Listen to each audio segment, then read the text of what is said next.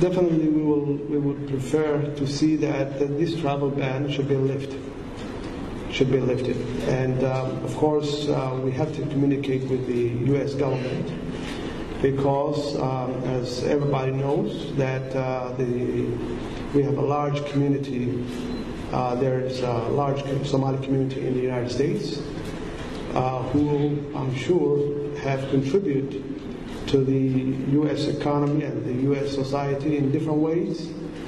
And we have to talk about what the Somali people have contributed rather than only a few people who probably may cause a problem. And that's why we have to address the security situation here. And this is the root cause. The root cause is how to defeat Al-Shabaab.